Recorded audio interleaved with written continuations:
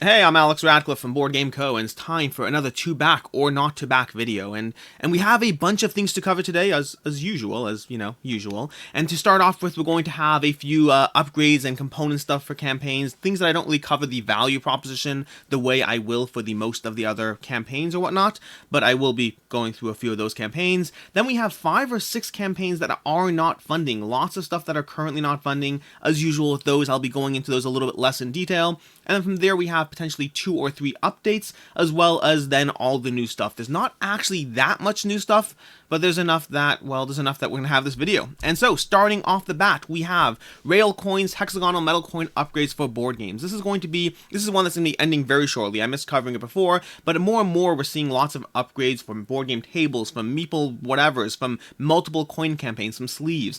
In general, if it's board game adjacent, I'm going to try to cover it because why not? And so starting off with the rail coins over here, this is going to be multiple sets of, well, metal coins for, ideally designed for any train-based game or any sort of that kind of system. Although, really, you can use it for absolutely anything you want because they're metal coins and who's really stopping you. And so this is going to be giving you a variety of different options. And the way they bundle this is they bundle this by bank size. So they have all these options over here. So let's say you want, a $20,000 coin bank. You can go ahead and spend $159, which will get you a $20,000 coin bank.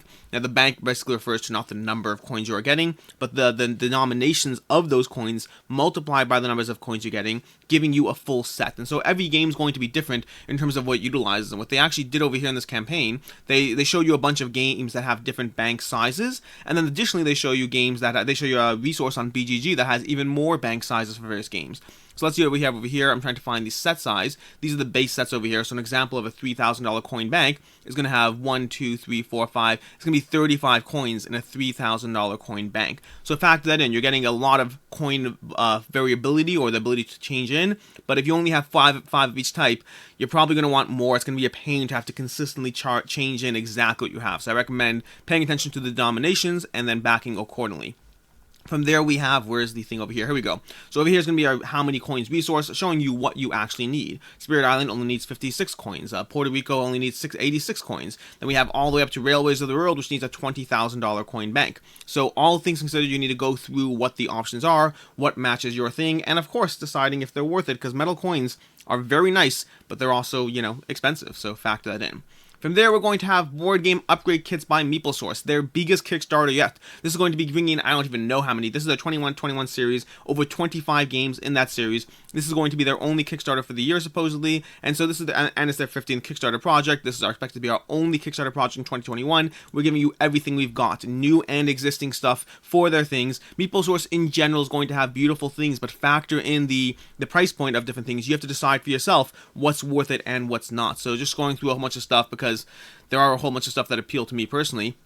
We have West Kingdom Trilogy meeples or whatnot. We have Wingspan. We have Creature Comforts. These look amazing. So these are going to be a $28 set for 20 meeples that get added to Creature Comforts. Customizing. And keep in mind, if you got the deluxe version of Creature Comforts, they have their own deluxe meeples, but different types. So which one do you prefer? And are you willing to pay an additional $28 for it? We have Darwin's Journey for $89. You're going to get an absolute ton, 74 pieces. And again, in general, roughly $1 per piece is that range you're looking at. So you have to decide for yourself, is it worth upgrading that game that you have, or in the case of Darwin's Journey and Creature Comforts, the game that you don't even have yet.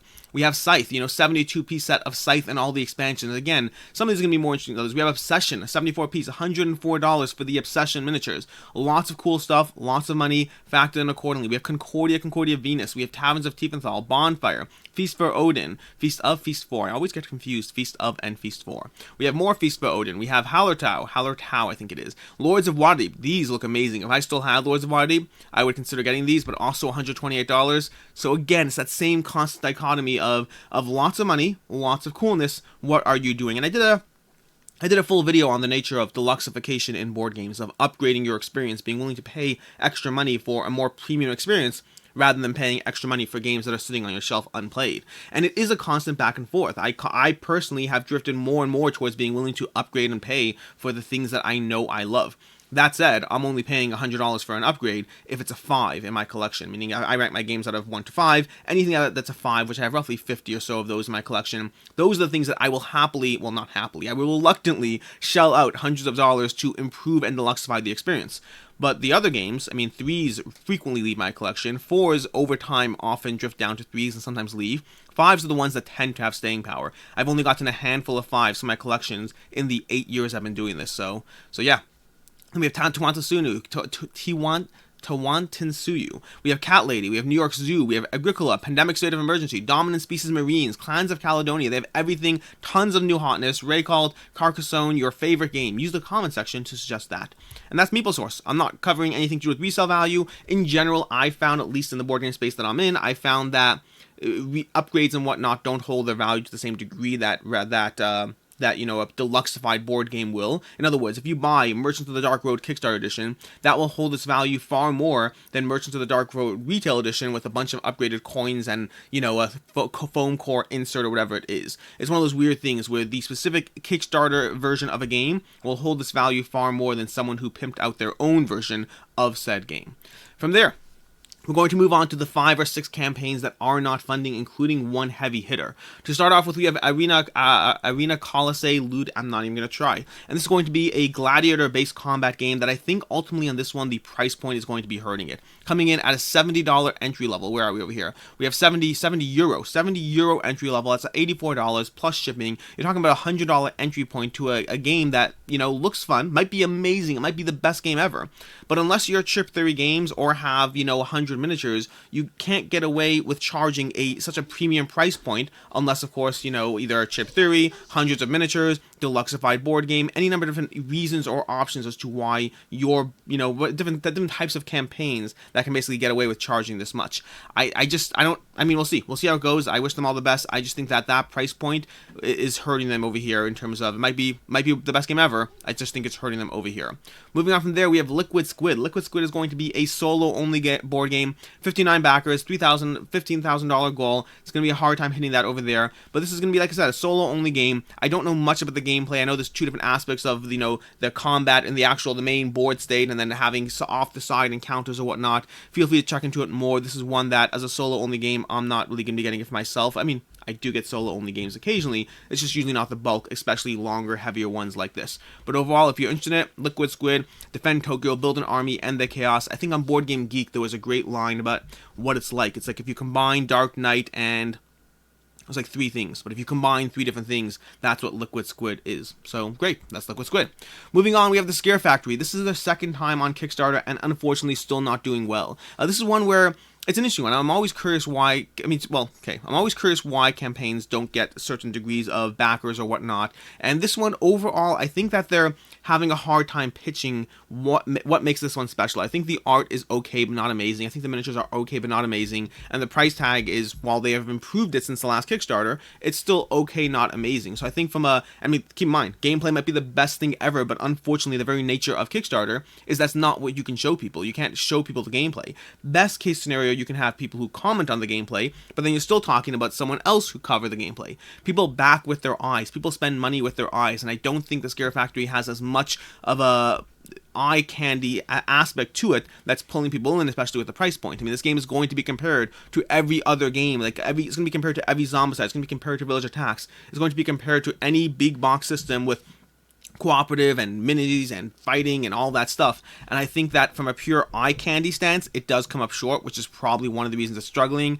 But yeah, I wish them all the best. I mean, I know I believe they have a standee version over here. It might be standee some and whatnot. But overall, the theme of the game is basically, you know, the heroes are trying to hunt down the monsters, similar to Village Attacks. So yeah, if you're interested, check this one out. There is some, there is going to be some content creation around the game. If I can scroll down and find it somewhere down here in this incredibly long, there we go. So we have over here, we have, you know, Dice Tower, we have Unfiltered Gamer, we have Learn to Play, Hungry Gamer, lots of content around this game in terms of if you want to check if this is a game for you. Moving on to the next one, not funding yet either, but this one may well fund $12,000 with out of a $20,000 goal and 19 days to go. This one may well fund. This is one that brought you, this is from the company, what's it called? The company is Gunpowder Studios, who brought you Bag of Dungeon, which is decently rated on Board Game Geek. And this comes across kind of like Runebound 3rd Edition, or well, Runebound, just I play 3rd Edition. So Runebound is going to be a game where you're going on individual quests before you eventually have this encounter at the end where you know try to take out the dragon or whatever you're fighting as the big boss. This is going to have that to a degree as well. It's a semi-co-op experience to a degree. You're going on your own quests, then you're kind of uniting and fighting the big bad and seeing who wins the game. So it looks interesting, looks fun. Looks interesting, looks fun, from the makers of Bag of Dungeon over here, but it's one that's worth looking into. You know, take a look, see if this speaks to you. If you've played Runebound, then this is probably, if you've enjoyed Runebound, I should say, not if you've played. If you've enjoyed Runebound, this looks like it's going to give you a very similar feel, and, you know, that's basically it. And also, if you've played Bag of Dungeon, this is from the same makers of Bag of Dungeon. Moving on, we have 2 more in the not funding category before we move to updates, and this one is going to be Space Plague. Space Plague is going to be a game where you're basically colonizing different planets with your aliens and trying to manipulate your card deck and your statuses to ensure that you can have the most efficient form of spreading across the galaxy like a plague. The art looks great, the theme is interesting, theme is different, still struggling on this one, 81 backers, 4,000, 31 days to go. The 31 days is great, but 4,000 backers, I mean, when this launched? This launched April 8th. So it's been on Kickstarter for a few days already, which means in general, something at that low, it's going to be struggling to cross that hump. We might be looking at a Kickstarter, cancel and relaunch, or we'll see how that plays out. We're seeing a lot of those the past few weeks, months, or whatnot. I don't know if it's Kickstarter fatigue. I don't know if it's specific campaigns, but we definitely are seeing a lot more in terms of campaigns struggling to cross that finish line or to really get that funding that they need, or at least I'm noticing it more. One of the two is definitely true. And then lastly, we have Empyreal Spells and Steam. This one's scrolling up over there. Imperial Far Corners, more specifically. This is going to be from Level 99 Games. It's going to be an expansion for Imperial Spells and Steam. Now, I say expansion because it's I say expansion because it's an expansion, but I say expansion more, I don't know, like, the way, I'm messing with the words here. It is a mini expansion to Imperial Spells and Steam, and it's a mini expansion in the sense that I don't know if it's a full-on expansion that is, worth paying attention to, or if it's an expansion for the sake of having this game on Kickstarter again, because that's how Kickstarter works. You have to bring something new to the table, or you can't be on Kickstarter. So sometimes it's a soundtrack, sometimes it's a mini expansion, sometimes it's a deck of 5 cards. They have to give you a reason to jump on. So just instinctively, without knowing more about the actual expansion, I would treat the expansion kind of as a throw-in, like, hey, here's more stuff. Doesn't mean it's bad, but I wouldn't be backing this for the expansion. I would be backing this for the game because this is their reprint to get people access to the game again. Now, they have 1,200 backers, $66,000 raised out of 100,000. At that rough ratio, they're going to need 2,000 backers, which they may hit. They might, but keep in mind the original campaign only had like 2,400 backers, so they're basically bringing a reprint to the table and hoping to get 2,000 backers, which may happen, may not. Because you're looking for a hybrid of people who backed the first game, who are jumping into this campaign to get whatever extras, to upgrade to the deluxe, to get the Far Corners expansion, and of course people who didn't back the first game, who are jumping into Imperial Spells and Steam for the first time. So they may well do it. 18 days to go, they definitely can. It's just, it was an ambitious funding goal. And this is actually its own interesting tangent to the idea that, we talk about this a lot, but right now, $66,000 raised in a handful of days. That's an amazing success. But they set a realistic funding goal. They set a realistic funding goal, and that means now people are looking at the campaign and being like, oh, it's not funding. Well, should I jump in? Should I not? It's the constant aspect of, do you put a realistic funding goal or not? Being able to stamp on their page, $50,000 goal, funded day 1, would have done them a better service than what they're doing now. It may not be accurate, but it's what people want to see. It's the constant dichotomy. I've talked about this in 2 videos now, one about Bloodstone, one about In Too Deep, both times when I talked about the nature of Kickstarters and canceled Kickstarters around 2 different games that had that happen. It's always an interesting conversation, and I understand both sides of the argument. I tend to lean more towards if the system incentivizes and rewards fake stuff like this, then go for it. It's no different than a sale price when you walk into a store and you're like, that $20 tie, I mean, it's a $100 tie, it's on sale for $20, that's incredible, I should totally buy it, and it's never $100. Anyways, moving on from that tangent to Imperial Spells and Steam. This is going to be a game set in the Indines universe, I believe, and it's a game that has train building, but mixes up the genre in a fascinating and different way. It's mixing up the genre with mana and spells and different clans and magic around a train train game, so it's a totally different experience. It's one that I am looking forward to getting to the table myself. Overall, the game itself looks appealing. It looks different, which is more interesting than appealing, honestly. I like games that are different. I like games that have, well, first of all, I like games that have abilities and magic and things like that, and I like efficiency engine around train games and whatnot, so the combination of the two may be a horrific mess, or it may be just what, we're looking for. So overall, I don't know who decided to throw these mechanics into a blender and produce Imperial spells and Steam, but it's one that I hope to get to the table. As far as price points, so this is one of those interesting ones. I'm actually going to talk more about the value and the price points, just because at $66,000 it doesn't feel like a canceled Kickstarter or a failed Kickstarter, so we'll see how it goes. But ultimately, basically, Spells and Steam is going to be coming to you with the same basic pledge levels as last time, upping each one by a few dollars, and then of course bringing you Far Corners, as well as bringing you a full guide for Battles Con Indines or something like that, I believe. Let me see if I can find it over here. It is available on Tabletopia if you want to try it out. Over here we have the Chronicles, the Grand Chronicle, which is going to be bringing you stuff about the world of Indines for $59. That's all available over there. In general, talking about Imperial Spells of Steam and the value aspect, over there, if you look at the original Kickstarter and you look at the secondhand market, it looks like for the most part, you can expect to take a bit of a hit. Nothing crazy, but expect that whatever you pledge, you'll end up losing on shipping. Maybe you'll lose $5, $10. There certainly are instances of people who have been able to sell their copy for what they paid for it or more, but that seems to be the exception and not the norm. I don't know what it is about the game. I don't know if it's a giant box, but overall, people are definitely interested in it. Don't get me wrong. When you spend $80 on a game on the secondhand market, you definitely are interested in it.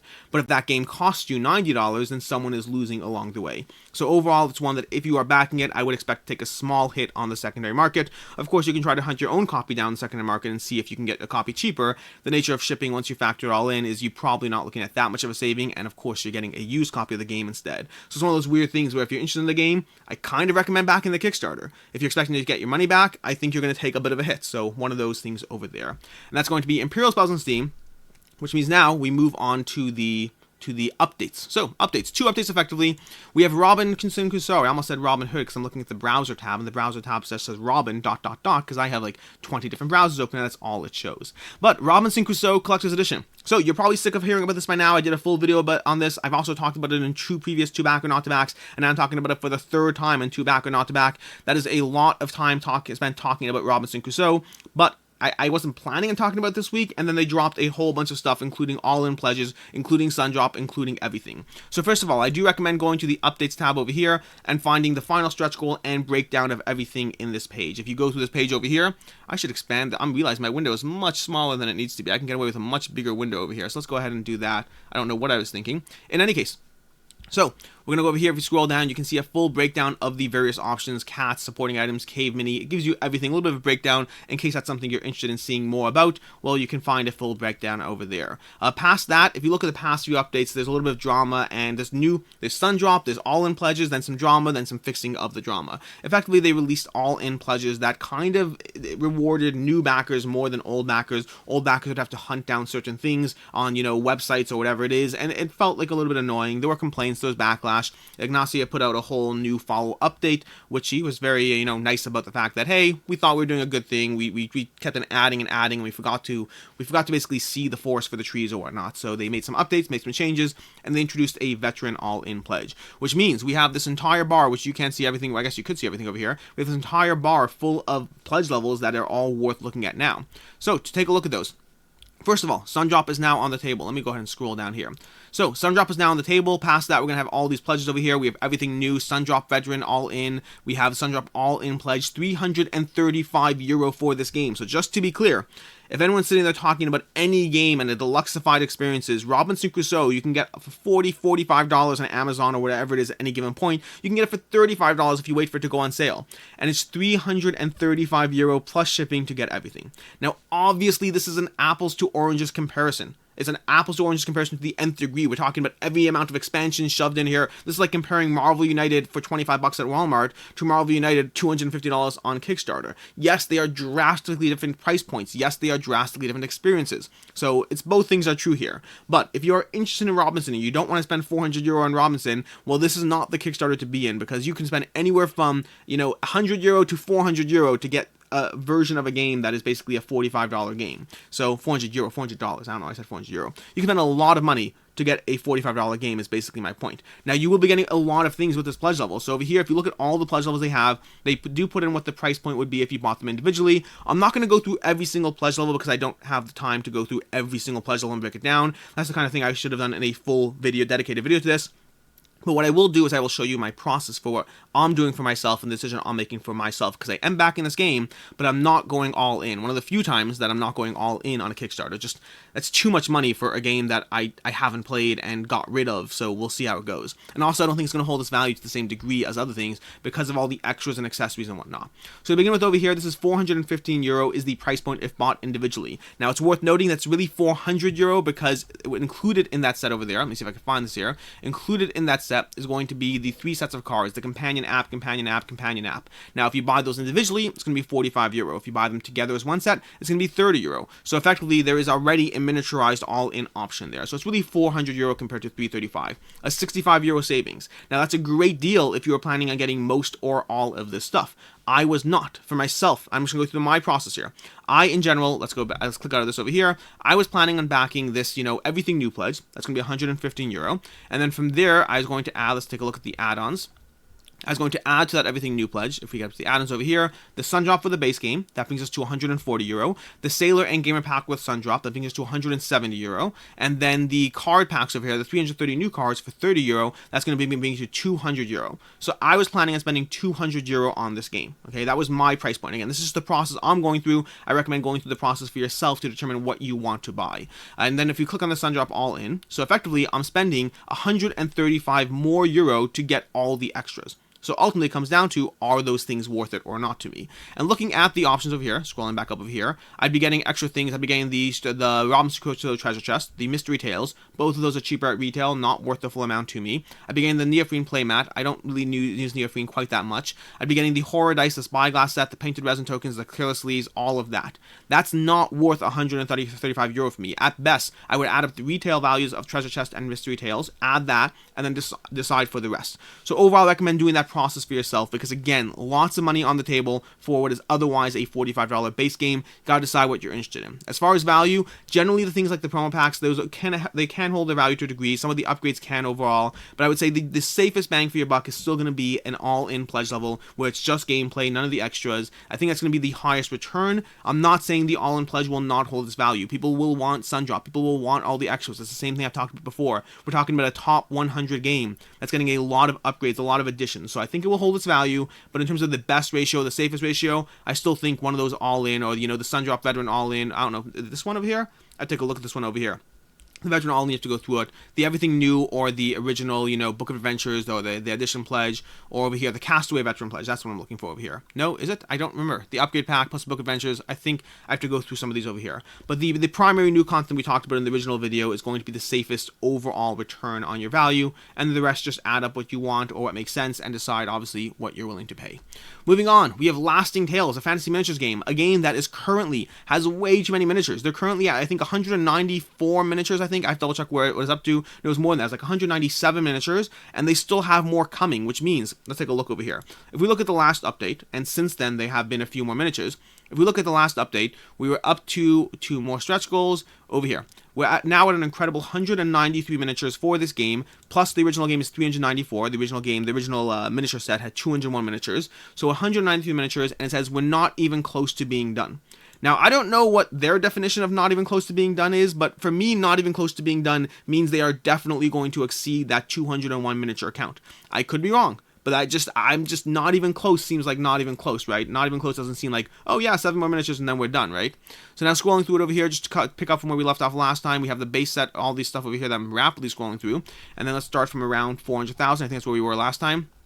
So, scrolling down over here, we have more miniatures being added. We have the Manticore, we have the Male Dwarf Cleric, we have the Gnoll Packmaster, the Male Halfling Fighter, 5 Dogs, Male Human Rogue, Bandit Captain, Female Half-Orc Bard, Owlbear, Male Human Paladin, 5 Lizard Folk, a Female Dwarf Monk, Lizard Folk Shaman over there. Let me see, I'm scrolling my screen to adjust to the sizing. We have the Frost Giant, the Male Gnome Druid, the 5 Lizard Folk Archers, the Male Elf Ranger, I'm just going to keep going here, the Yeti, the Female Elf Wizard, the Blacksmith, the Female Halfling Barbarian, the 5 Flesh Golems, the Male Half-Elf Cleric, the Crocodile, the Female Elf Fighter, the Ghast, the Male Dwarf Rogue, the 5 Lesser Demons, the Female Gnome Bard, the Ogre Zombie, the Male Half-Elf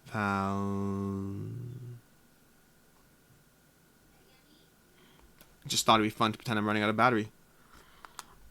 5 deep acolytes and set female human ranger. I have no idea what I'm doing here. So that's gonna be what we have over here. And keep in mind, this is more than 193 that he said in the update, because they're already past the update. I think it was like 198, 197, something like that. But it's definitely very, very close to 200 miniatures. This continues to be a good back. I mean, what do we have left? Do we have more than 7 days left? We have 8 days to go, so I'll cover it next week as well, including whatever else they've added. But if you are interested in the miniatures, this will absolutely hold its value. I'm still not sure if I'm backing it, because unless there's a board game around it, then I'm probably just backing it to maybe open and unbox and have my kids play with it, then pack it up and resell, which is a weird...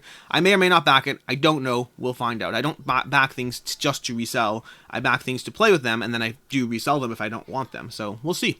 Moving on to the new Kickstarters. Finally, new stuff over here. We have 1815 Scum of the Earth. This is going to be by Tristan Hall. This is going to be another game from Tristan Hall. He's the one who brought you the Gloom of Guilforth and the Shadows of Guilforth campaign, as well as 1066 Cheers to Many Mothers, as well as one other game that I can't remember the name of, but it's part of this 3-game series, 1815, 1066, and the other game that I can't remember. And this is going to be bringing you a card-based combat system that is well rated. Their games in the system already are like rated like I think 1066 is a 7.1. I think the other game I'm forgetting the name of is like a 7.7 on Board Game Geek. Overall, well rated systems. The whole Guilforth system was well rated as well. And overall, the art, by the way, the art in this game is absolutely incredible. I'm just going to scroll down to the art because I would genuinely hang this stuff straight up on my wall, not even a question. So gorgeous art. They're not lying. I mean, just look at these stills. Look at this. I would love to have this on my wall. That is absolutely beautiful. Look at this. Look at this beautiful, absolutely beautiful art over here. It's really... I could say beautiful a few more times, but you get the idea. Speaking for myself, this is the prettiest game I have seen in all of Tristan Hall's other games, or including this one over here, and it's one that I am the most interested because of that. It's going to be, like I said already, a card-based combat system, 2-player, head-to-head, in which you have these, decks, cards, whatnot. There's a bunch of card expansions, other things you could add. There's like a weather deck system you could add as well, and it's going to be every card in the game is based on true events, but again, just beautiful art combined with, intricate card play, combined with a well-rated system. It's going to be one of those typical game systems where you have, 3 locations in the middle. This is a system that we've seen done in a lot of games, from Omen to, all the way from Omen to Food Fighter by Kids Table Board Games, where you have like basically rows of cards attacking each other, using their card abilities and figuring out the way to ultimately win in an intricate system. Although Food Fighter is perhaps less intricate than Omen and this one. Perhaps, just saying perhaps. And so that's going to be 1815 Scum of the Earth. As far as should you back it, should you not? So they're not actually giving any retail editions on this one. If you go to the FAQ, any differences in the retail editions. If you go to the FAQ, we have over here, will the game be available at retail in limited quantities? Yes. Are there any Kickstarter exclusives? No, there are not. So this is going to come down to the availability. Looking at the price point over here, if we're backing at a £32 price point and a £35 MSRP or RRP, whatever, same thing, just different terms. But if you're looking at that, once you factor in the shipping, you're going to be taking a hit. Absolutely, you're going to be taking a hit in terms of being able to back it at retail. And there's no Kickstarter exclusive. There's no reason to jump into this game unless you A, want to get this game early, B, want to support the creator, and C, might have limited availability. This is one that can be available. If you look at their systems, the Guilforth 1066, it is available in retail, but it's not widely available, and it does frequently go out of stock. So overall, I would say if you are interested in this game, if you don't mind paying $5, $10 more to get the game, then go ahead, back it on Kickstarter. But it is likely going to be available cheaper at retail. That's likely where you can get it, which means it's going to have a harder time holding up on the secondhand market. It's just because people aren't paying more for your copy if there's no differences between the game. And that's going to be overall 1815. A game I'm very interested in, but the Kickstarter value is, basically relying on the lack of availability for it to be a good back. Moving on from there, we have Mythic Battles Ragnarök. Technically an update because I did a full video on this, but again, in general, when it comes to these roundup videos, if I did a full video on it, but I didn't cover it in a roundup, I still consider it new for the roundup. Mythic Battles Ragnarök is going to be the new version of Mythic Battles Pantheon, or really subsequent version. Some changes to the game. I did a full video on this, which I just said. I did a full video on this, and if you want to see the full detailed breakdown of all that stuff, then go ahead. Over here, we're going to talk about the basic high levels, as well as, of course, new stretch goals, because we do have new stretch goals. So if we scroll down to where I left off in the last video, let's just go through all the stretch goals. So over here, we're going to have a bunch of stretch goals for the campaign. We'll talk about value and gameplay and all this stuff shortly. We have just tons. We have that, look at that Ratatosk over there, that squirrel. We have these over here, these fighters that I can't pronounce their name. We have more miniatures, and mythic battles in general, by the way. And look at this Herokin. That is a cool looking miniature right there that I definitely think is amazing. I definitely want, but you know, the game and all that stuff. And we have Vidar and all these different miniatures, and I think Vidar is pretty large. If you take a look at the updates, I want to take a look at the size of Vidar. So let's take a look at the updates. Freyr is over here somewhere, and that's a giant miniature on my screen right now. Look at the size of these guys. Look at the difference between a god and a hero. That is reasonable. That is the difference between a god and a hero right there. But overall, Mythic Battles Ragnarok is going to be the Mythic Battles next game in the system. This is going to be a 2-player skirmish game. I believe it has a team mode, but it's primarily meant as a 2-player skirmish game with fighting each other, with attacking, with objectives, with army building. Army building is going to be one of the main appeals of this game, where you can build an army from titans, from gods, from heroes, from monsters, and you draft them all together, and then go on this, you know, encounter to effectively try to gather the Oompa Loompas. It's not actually the Oompa Loompas, but in the original Mythic Battles Pantheon, it kind of sounds like Oompa Loompas, the Omphalios or whatever it is. And in this game, you're gathering runestones, not Oompa Loompas or Omphalios. And effectively, you're attacking using the scenery, using the terrain, and of course your army and the stats you've built out. As you attack other fighters, their stat bars will lower down; they'll become less effective because wounded people don't fight as well. That is true fact to real life. And so overall, this is a game that is a well-rated sequel to an already I guess technically it's a sequel to a well-rated game, bringing you Mythic Battles Ragnarok with amazing miniatures, amazing that. In terms of holding its value, let's go through the pledge levels over here, but the short version is yes to basically everything. The pledge levels over here, let's see if we can scroll down to where they are, you know, prettier looking, but let's see if we can find the pledge levels over here. And where are we? I don't see them easily. I'm not sure exactly where they are. I want to find them here. So, pledge levels on the sidebar. $119 is going to be the Norse God pledge. This is going to be, well, it's going to hold its value. Not worried about that. That's the base game and all the stretch goals you can find in the campaign.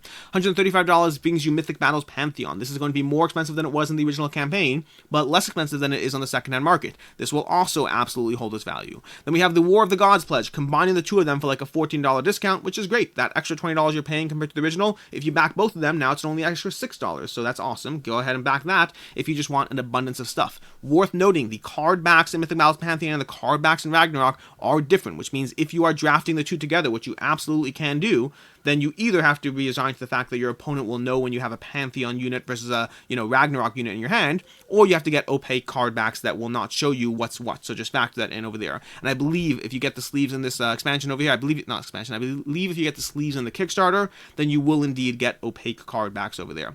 That's going to be the War of the Gods. Then we have the Yggdrasil all-in pledge for $299, which is giving you everything for this campaign, all the expansions, all the titans and the units and the heroes and all that stuff for the game. Now it's worth noting, we'll probably still be covering this because what do we have? We have 8 days to go, so I'll cover it next Tuesday as well, but they certainly dropped hints to the idea that they will have more content, more all-in pledges or whatnot to mix up what people can buy, so we'll cover it next Tuesday. And moving on from there, we have AuZtralia. So this is two games in a single video where we talk about bizarre mashups of the train economic system. First, we have Empyreal Spells and Steam, which adds magic and mana and unique faction abilities and all that to your standard dry train system. And then we have AuZtralia by Martin Wallace, which basically adds the Elder Gods slowly waking up as you build your pathways and your train system. So I don't know what's happening today. I don't know who's drunk. I mean, literally AuZtralia, designed by Martin Wallace with Elder Ones and a train system. It kind of sounds like someone took a designer and a bunch of mechanics, threw them into a whirlpool, and just picked a few out. That said, while it could easily be a mess, it does seem to be well rated overall. People seem to overall like AuZtralia. These are the expansions to AuZtralia, and keep in mind as well, it also supposedly has a good solo play. I've seen multiple people who've mentioned that they've played it solo and that they've really enjoyed it. So both as a solo game and as a non-solo game, if you're interested in AuZtralia, well, AuZtralia is, well, this is the big box and the expansions to AuZtralia. So, like I said already, big box and expansions, this is going to be bringing you that big box, which let me see if I can find a picture. This is the big box over here, but there was an insert somewhere over here. So over here we have the, you know, the box, the insert, the expansions, it's going to add them all together. That's going to effectively be $59 to give you all of that.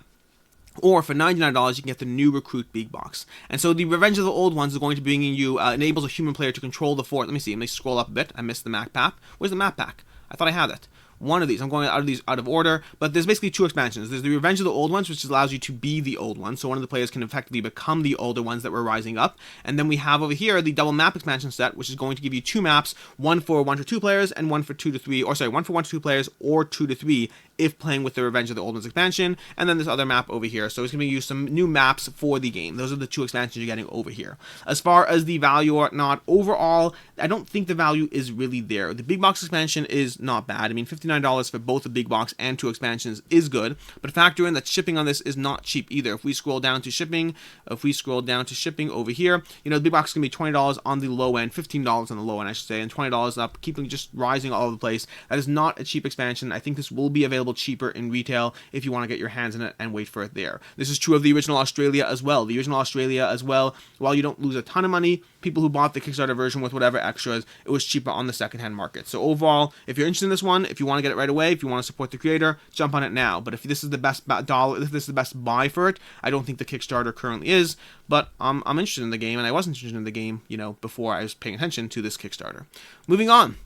We have Sefirot, a tarot-based card game that I debated not covering this because this doesn't really fall into the typical board game genre, the board game sphere. And I say that not because it's tarot cards. You can have tarot cards. We just had a Kickstarter, Questros, which I absolutely forgot to cover, by the way. Somehow it was not on any of my lists, and I forgot to cover Questros, but it's successfully funded, so happy for them. And this is going to be another tarot card game. And why is this one doing better than Questros? Why? It's just tarot card game. Is it better? Is the art better? The mechanics better? In general, I don't think tarot cards are a very board game centric mechanic. I mean, we'll do anything nowadays because we keep meshing up old and new mechanics, from polyominoes to roll and write. We have roll and move. We have all kinds of systems that board gamers still adopt and take on. But tarot cards in general are still going to be, at least for now, a underused system in board games. But this one I think is doing so well. 3,459 backers, $273,000. Why is it doing so well? And as I scroll through the page, I noticed that there was no content creation around the game. Meaning this is definitely not someone who's backing the game, definitely not someone who's putting out the game from the stance of being in the board game sphere and knowing what a board game Kickstarter looks like. And so once I realized it was funding well, had no content creation, and had tarot cards, I looked for the magic words in this game. I looked for the magic words in the Kickstarter, and those magic words are all the way down over here, where we say, the visual masterminds of Sefirot are Ellie Baum and Viv Tanner when not working on their comic Heart of Gold. So I could be wrong here, but in general, there is a crossover between people who have successful webcomics who then put out Kickstarters that do fairly well. So I think that is the crossover here. Could be wrong, but overall, I just figured I'd talk about it briefly. If anyone's interested in this, if it wasn't on your radar because it's not being featured heavily by any of the typical, board games. I think Thinker Themer covered it, if I'm not mistaken, but I haven't seen most board game personalities talking about it. So overall, check out this one if you want to learn more. I don't know how the game plays. I just figured I'd put it on your radar, if nothing else. As far as value, my assumption is it won't hold the value because it doesn't have the secondhand market that typical designer games do, but that is a pure off-the-cuff assumption. As someone rightly pointed out in one of my videos at one point, if you have the Unstable Unicorns, Kickstarter, everything, then that stuff definitely holds its value. So sometimes you get these weird edge cases of things just managing to be popular and expensive no matter what space you're in. Moving on, we have Bone to Pick. So, Bone to Pick is going to be by Peter Horniak, or more specifically, I don't know the name of the company. It's the Unseen Domains Dark Fantasy Universe. I don't know the name of the company, but this is the same company that brought you Ausonia and Shardhunters. Now, I have not played Shardhunters, but I have played Ausonia. It's actually one of the first games I covered in these Kickstarter roundups about, a year and a half ago when I first started doing these roundups every single Monday. I did cover Ausonia, and Ausonia at the time is one that I backed even though the value wasn't there, just because I was pulled in enough by it. And I will say, I've played Ausonia, and I am thrilled that I backed it. I'm really enjoying that game. It is an excellent deck builder. To me, it's easily a replacement to me of any of those other games, of Star Realms, of Shards of Infinity, any of those light, easy, accessible two-player games. Ausonia is now my go-to. It does a lot of things well. Some nitpicks with the rulebook. We're bordering on review territory. I will have a review and gameplay of it up at some point, but overall, my point is, really loving Ausonia, so pay attention to that when it eventually hits whatever. As far as this game, Bone to Pick is a semi-cooperative party game experience. Now, semi-cooperative is and should be enough to scare a lot of people off. In this game, I don't think it should. So looking at the actual gameplay of this, the basic idea of the gameplay, and the video does a great job explaining this, by the way. If you want to just skip ahead a few minutes in this video and spend those 3 minutes watching their video, you'll get a good idea of how the game plays. But the basic idea is you're either trying to become legends, successfully ward off the zombies together, or someone's going to become the scapegoat because they were the one person who didn't help for ward off the zombies enough. And so the idea of that, there is a campaign system. The campaign system is supposed to be like, you know, stringing together a few games in like an hour. So the campaign is not like a big campaign, but you effectively have these undead horde cards that are attacking the village. Everyone has their own unique, similar set of weapons that they're using, and then you play cards, and the highest person to play each card, if the combined numbers are enough to defeat the zombie, then awesome. The person who played the highest card gets that zombie. If two people played the same card, then the person underneath it gets the zombie, similar to Las Vegas. If you ever played Las Vegas, the dice game, it's going to have that aspect of trying to compete to win, but if two people are tied, then someone beneath them wins. So it has a semi-cooperative aspect of trying to fight off the zombie hordes, and again, if you're successful, then you add up the point value of your zombies, you add up the remaining weapons cards in your hand, that's your score. If you're unsuccessful in fighting off the zombies, then whoever has the highest amount of weapons left in their hand, whoever tried to be selfish and didn't help the team, that person gets penalized. So it is semi-co-op, but it's semi-co-op with a penalty system in place, which in theory should fix many of the semi-co-op issues. Plus, it's like a 10-minute game, so that also fixes semi-co-op issues. Semi-co-op's more of an issue when you're stuck at the table for 90 minutes or an hour and 20 minutes, and someone is just not playing along the way they should be. Someone's not helping. Along with that, there's going to have upgrade cards, player boards, all these other things. You're going to have necromancers, a whole bunch of stuff, although necromancers might be in the expansion, so be wary of that. And there's tons of other things to mix up what looks like a light, fun card game. This is one that I am backing because it looks like the kind of thing that I enjoy. I love Las Vegas. I love this. I love the idea of the system of just trying to play and get in each other's heads. Looks like it's a quick gameplay system. It looks like it has, you know, if you want slightly deeper, then you can play it for like an hour and have multiple games string together where you level up across those games. And the art is just gorgeous overall. As far as the pledge levels, so to begin with, there are currently, as of time of recording this, there's 301 backers, and they currently have a pledge level somewhere over here, if I find it, where they have over here. I don't even understand this at all. How do they have... Oh, there we go. Never mind, I do understand it. So, the early Immortal tier has 345 slots left out of 600. This tier over here gives you all the stuff plus free shipping. So, for $42, you get the full game with the expansion, with the book, the Kickstarter exclusive comic book, and free shipping, which all things considered is not a bad price point for the game you're getting. Overall, will it hold its value? Will it not? Similar to when I backed AuZtralia, I am skeptical that this will hold its value. I just don't think there's a large enough audience. I mean, 300 backers is not a lot of backers. They are successfully funded, which is great, but I don't think there's a large enough audience, and then factor in, you know, losses and shipping and all that stuff in a smaller price point. I don't think this will hold its value. I think you'll take a hit if you're selling it on the secondary market. That said, I'm willing to jump in it because occasionally I make exceptions for games that I'm interested in, and this is going to be one of those times because, well, it looks like something that's fun to play. But overall, I really do recommend watching this 3-minute video. Great video, really shows you what the gameplay is like. If you're looking for a light party experience that is, well, looks fun to play, then give Bone to Pick a shot. Moving on from there, we have Scrumpy Card Cider. Speaking of more games that do not have, we have a bunch of games over here today that do not have a ton of following. Scrumpy Card Cider is funded, fortunately, happy for them. It's going to be 359 backers, 15 days to go. Both Rado and Slickerdrips talked about this extensively. I recommend watching the Slickerdrips video. Apparently he's been following this campaign since he first saw it, who knows how long ago, I mean the actual game since he first saw it. This is going to be a deck building experience, or they call it deck manipulation game, but it is effectively a deck builder. It's a deck builder where your cards can both be part of your deck, and then weeding your deck is inherently part of the game. It's not just a strategy, it's inherently part of the game because the cards in your deck are both going to be, you know, your cards in your deck, as well as you putting them face down to become a resource in your engine. So it's going to be factoring in how to maximize. In fact, speaking of AuZtralia, AuZtralia also has a degree of taking cards out of your deck to become permanent resources or whatnot. That's the time for another day. But overall, anyways, this game over here, Scrumpy Card Cider, I think what's hurting them over here is going to be the price point, and it's also what's going to hurt the, well, should you back it, should you not. So overall, coming down to the price point over here, we have $46 plus shipping is going to bring you a bottle of Scrumpy. It's going to give you the base game. That's a decent amount of money for a game that doesn't have a ton of upgrades, doesn't have a ton of Kickstarter exclusive, why to back, why to not, and from a smaller publisher. So I think similar to Bone to Pick, we're again looking at another game that if you're interested in the game, if it pulls you, if it calls you, if the gameplay, then this might be your best opportunity to get it. 346 backers is not a lot. The secondary market on this game will not be a ton. Your best hope is maybe a second Kickstarter or something, and that doesn't really happen a lot with smaller campaigns. So overall, I would say both Scrumpy and Bone to Pick, if you're interested, pick them up now, because this might be your best opportunity to get your hands on them, but will they hold their value? I don't think they will. Moving on to Hippocrates. Hippocrates by Game Brewer, who Game Brewer has been on an absolute roll this past year. They have been just putting out tons of stuff on Kickstarter. Their last game, Stroganoff, as their highest funded Kickstarter Kickstarter, I believe. It was certainly their most funded in terms of number of backers, but and I could be wrong. I didn't actually check that, but I'm pretty sure it is. But Hippocrates, at 1,683 backers, at least based on looking at KickTrack, it seems to be holding rough pace with Stroganoff. So we'll see where it actually ends up. Stroganoff had a great final 3 days that gave it like another 1,000 backers, but overall we'll see where Hippocrates ends up. I think it'll do pretty well. I'd guess probably somewhere in the 3,000 to 4,000 backer range. I don't think it'll do better than Stroganoff, but I think it'll hold its own just fine. And this is going to be by Alain Orban, who worked together with the name that I can't remember. He did... Oh my gosh, I can't remember the name. Xavier Georges. So Xavier Georges and Alain Orban did Black Angel and Trois, and Alain Orban is doing this one by himself, or I believe by himself. And this is going to be Hippocrates, a strategic Euro game about basically medicine and healing people. Now on Kickstarter, they are only going to have the deluxe version. This, like typical Game Brewer fare, they have a deluxe version, they have a retail version, and you have to choose whether you want to get it at retail for like half the price, or do you want the deluxe version with all the extras. Now there are no stretch goals or daily unlocks. They're doing it all day one. Here's what you get. Here are the extras in the game, which means we can go through this right now and talk about what it's worth to you.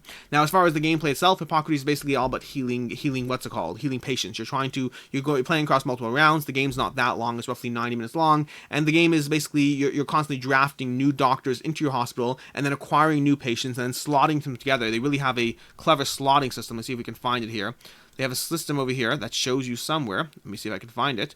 Here we go. The slotting system over here. So you can basically slotting together doctors and patients, like physically slot them together in order to efficiently heal all these patients in your engine, in your hospital. That's going to be the overall gameplay. As far as what's included, what's the deluxe version. So it's going to be €69 for this game, and it's bringing you the large board. Now, I'm not sure why there's a large board, but I am not personally a fan of oversized things because game tables are still a thing you need to manage, and while I can fit an oversized board on the table, I'm not really incentivized to do so unless there's a particularly, practical reason to do so. But if you want the larger board, which is going to be 564 by 961 instead of 560 by 840, then the Kickstarter exclusive for that.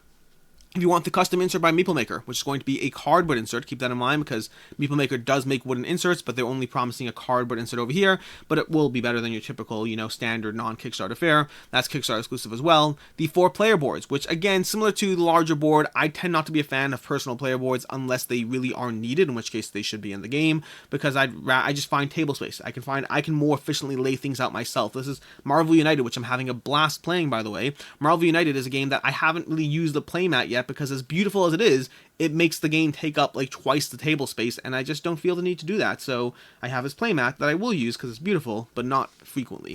And then we have 30 doctors. This is all going to be stuff that's going to be in the regular game. 72 patients. We have, knowledge tiles, medicine kits, assistant tokens, 90 medicine vials, custom-shaped vials. We have basic doctors, welcome pawns, reputation markers, and victory point markers that if you get the Kickstarter, they're going to be screen printed, silk screen printed, but the retail will not. We have drachma coins, welcome dice, the rulebook, all of that stuff. So that's what you're getting for your Kickstarter version of the game, and then for €20 extra, you can get the metal coins. As far as the should you back it, should you not, I actually think they're probably doing a little worse than some of their past Kickstarters in this sense. Meaning, the deluxe version is obviously beautiful, but as far as the holding its value, Game Brewer in general, their Kickstarter games, while they do well, they don't do amazingly well. You typically see a bit of a small hit on their games. If you look at Paris, if you look at, the Time Brand isn't out yet. If you look at Gugon, you have to go through the rest of their what they've created, what they've put out in the market. Let me take a look over here.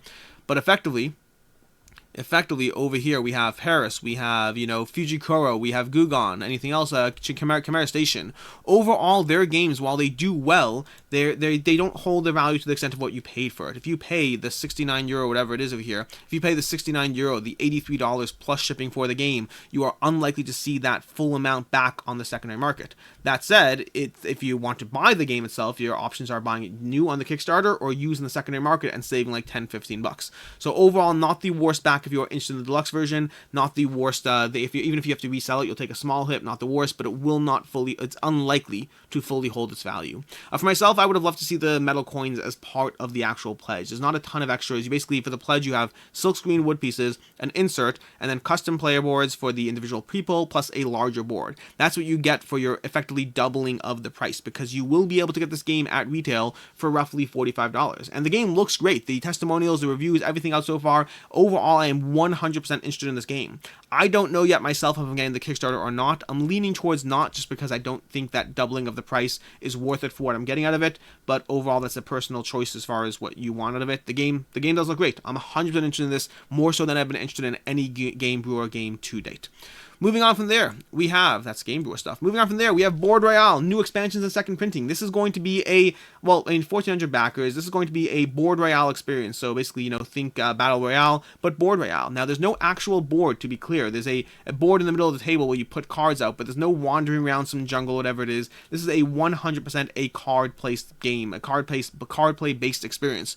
And all you need to know what type of game it is to look at their previous expansions. We take a look at the NSFW expansion, which I don't like that they put that in there, not because I care about the NSFW, but when you throw an NSFW expansion onto your card-based game, you're screaming to the world what style of game it is. It's very much an exploding kitten style game, a unstable unicorn style of game. It's basically saying, hey, we think it's funny to throw these things in the game. Now, by the way, there are people who think it's funny. I don't mind that. I just think that this game actually, I think, is to a degree better than some of those other games, and they're throwing that in there, labeling it as that style of game.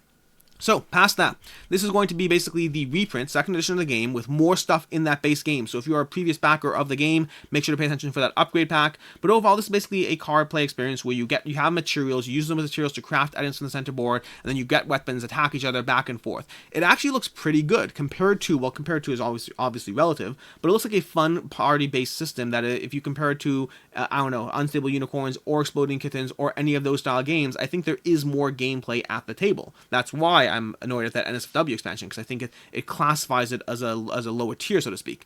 But the actual game, like I said already, they're introducing 4 new expansions and an upgraded base game, and of course an upgrade pack. And additionally, they are introducing some of those new expansions. Let's go ahead and go through them. And there's a great, by the way, this is great over here, 5-minute video on how to play. Gives you a great idea of how to play the game. I recommend that if you are interested in, finding out more about the game. This is the second print Kickstarter, and if we scroll down, we're going to have a few expansions. So to begin with, we have the Wild Hunt expansion. This turns the game into a bit of a cooperative experience instead. So basically, they've modified the gameplay. Previously, it was fight to the death. Now they've given you fight to the death, cooperative gameplay, or fight but not fight to the death, and you're more focused on goals and things. So in other words, giving you different styles of experience in the game, which I personally think is a good thing. I'm actually much more interested in this game now than I was before, because overall these light style games where you just draw cards and you don't have a ton of strategy so much as luck based on what combinations you draw and what works out, I like those more in a cooperative setting. A game like Zombicide, which is a complete chaos and randomness, I like it because it's a cooperative game. If it was a head-to-head game, I wouldn't like it as much, because that chaos and randomness can feel unfair to one player versus another. So overall, I'm actually intrigued to try the cooperative gameplay of this, to eventually potentially see what it's like. I don't know if it's a game for me or not, but I can tell you I'm more interested in this than most of these lighter style games. From there, we have the Zombies expansion, which gives you cooperative and competitive gameplay in terms of additional there. We have the Missions expansion pack. Am I looking at the new stuff? Yeah. The Missions expansion pack gives you peaceful competition gameplay. So this is going to be that I mentioned that fighting, but fighting not to the death, fighting to accomplish missions. And then we have the Skills expansion pack, which gives you 6 more roles, each with their own 8 unique skill cards. That's going to be the original expansion packs had a skills expansion. This is giving you another one. That's all that's going to be added. What else we have? The Secret Weapons expansion pack, which is Kickstarter exclusive. Tons more weapons and things like that. All that's going to be added, plus of course all the stretch goals to the military, disaster, skills, all that, everything else. And then if returning backers, gives you an base game update pack as well. Overall, the game looks fun. I mean, the art looks great. The game looks fun. It looks like a light party system, similar to Bone to Pick. This is not going to be breaking any strategy banks or whatever it is, but this does look like a fun system overall. As far as holding its value, it likely won't. Just secondhand market on this game so far has not been great. This goes into that aspect. It's a lighter party game. It has a decent audience. I mean, the first Kickstarter had 3,500 backers, and they said something about 7,000 backers. Where do they have that? They said something somewhere about 7,000 backers or whatever it is, or 7,000 people in the game. I don't remember where it was, but that to me makes me think that they've had other people buy the game or Pledge Manager or whatever. But either way, it seems like there are 7,000 copies in the wild somewhere, which is great. That's a solid core base of people who are back the game. Very happy for them, but overall, I just don't think this one will hold its value. Most of these styles of games don't. Moving on, and lastly, we have HEXplore, the domain of Mirza Noctis. So, this is going to be on GameFound. So, anytime I say Kickstarter, exclusive stretch goals, anything like that, while on GameFound, it's just part of the terminology. I'll eventually move on from it, but for right now. And HEXplore, this is going to be the 4th game in the HEXplore universe. We had Valley of the Dead Kings, we have We had Sands of Shirzard and something Force of Adamant or something like that. And then we have Domain of Mirza Noctis. I'm probably butchering some of those words, but the general idea I think I have down. And this is going to be 1,500 backers on GameFound, $211,000, 25 days left. Overall, very happy for them. This is basically roughly on par with what the HEXplore system does. They do well, but not amazingly like $2 million well. So overall, solid start for their on GameFound project already. And one of the things I love over here, first of all, Explore, by the way, is a game that, it's a game system that is kind of has writing, you're writing on these cards over here, you're building up your heroes, you're merging like a race and a class, and you have millions of combinations of different things you can do in terms of building out this open world system where you navigate, figure out your goals, whatever it is. It's cooperative gameplay, and overall, it is extremely well rated. If we scroll down to over here, you'll see they have stuff about the ratings. So what do we have? We have a whole bunch of things. We have over 2 million combinations, 60 rolls, 70 races, 20 aspects, 30 traits. I hear that they're not going to be putting this game out until they actually playtest all of those 2 million combinations, so I'm joking, of course that's not going to happen, that's not going to happen at all, but 2 million combinations is impressive. It is the kind of variety that I like in my game systems, where I'm like, every game's going to be different, I'm going to play this with that, and add this, and this terrain, and that hero, and that villain, and it's all going to be completely amazingly different. I love it when a game system does that, and I don't care about the playtesting aspect of 2 million combinations, that's insane. Just give me the chaos, I'll make the rest of it work. And then from there they said something about the ratings over here. Where they have the ratings? They have the ratings somewhere, if I can find it. Nope, they have tons of stuff over there. Here we go. 4.8 average rating over there, and then the individual ratings here are 7.8, 8.0, and 8.3 is what they have currently on BoardGameGeek, which is awesome. It's a well-rated system, well-loved. And then I'm forgetting the other thing I wanted to say, which was they had a GIF somewhere. Where do they have the GIF? They had a great GIF that I think is amazing in terms of trying to pick which game is right for you. And it's such an amazing GIF that I'm kind of frustrated that they messed up one aspect of it. I just need to find it. Where is this GIF? I had it somewhere here.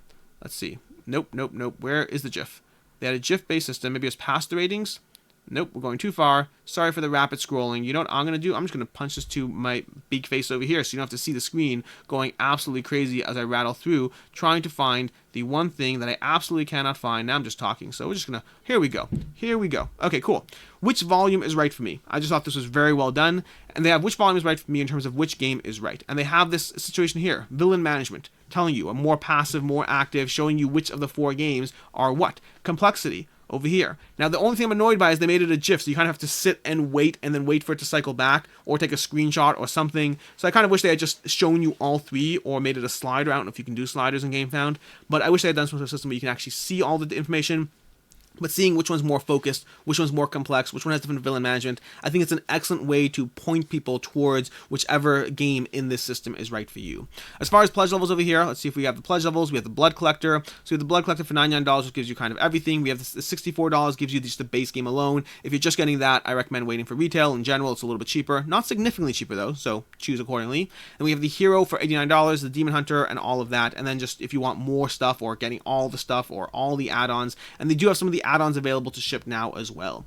As far as overall, will it hold its value, will it not? So basically, the HEXplore system in general is one of those games that does tend to take a bit of a hit. So if you buy the game, if you back the game, usually you can get roughly your money back, give or take $10, give or take losing shipping. Similar to the Game Brewer system, it's one that will not hold its full value, but will hold most of its value. So you're not like talking about buying a $100 game that sells for $20 on the aftermarket later. So overall, if you're interested in this one, not the worst opportunity to jump in on HEXplore, but it's just ultimately the system is well rated, well loved. Ultimately, it's a question of whether you're interested in this, whether you're interested in another one, whether you're a returning HEXplore backer or just getting the 4th game in the system because you can't get enough of this giant 2 million combination open world everything.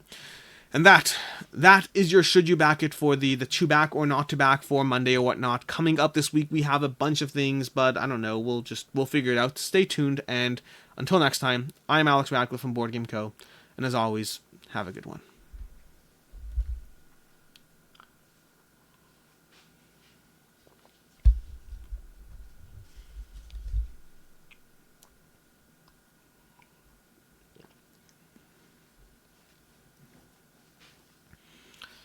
So, 2 things. One, if you're one of the 40 people who tuned in last night to what was last night being Saturday night, would be, that was a bit of an epic disaster. Just fun stuff. I plan on doing a impromptu live stream on the channel of me building a calyx shelf. You'll notice behind me there's an empty space where there's usually a shelf. That's because I'm expanding that outwards with a 5x5 calyx. Technically it's a Better Home and Gardens, which is the Walmart brand calyx shelf, but I had that happening. and I started constructing it. Me and Reno, we were sitting down. Reno's taking questions. I was just talking and starting to construct. And then about 5 minutes into the video, I noticed that I only had one of the 2 boxes that they shipped. Walmart ships it in 2 boxes apparently, and 1 box came yesterday or Saturday. The other box is coming Monday. So we kind of had a 10-minute help us build a Calyx shelf video that I then finished and deleted because it was a disaster. So absolute disaster. That was hilarious. Past that, coming up to this week, we have, today's Monday, so your Tuesday, we're going to have, hopefully, I plan on having the Reckoners, so Tuesday I plan on having 3 videos. It's going to be a 3-video day. We're going to have the Reckoners gameplay, Marvel United gameplay, and then play this, not that, with Marvel United and the Reckoners. And obviously we're doing that because I like doing videos about stuff that are topical, and we have Marvel United X-Men coming to Kickstarter on Wednesday, I believe Wednesday. So just let's talk about stuff like that, and we'll go through it. And so that's basically it. That's your kind of behind the scenes announcement of what's coming up. As always, until next time, have a good one.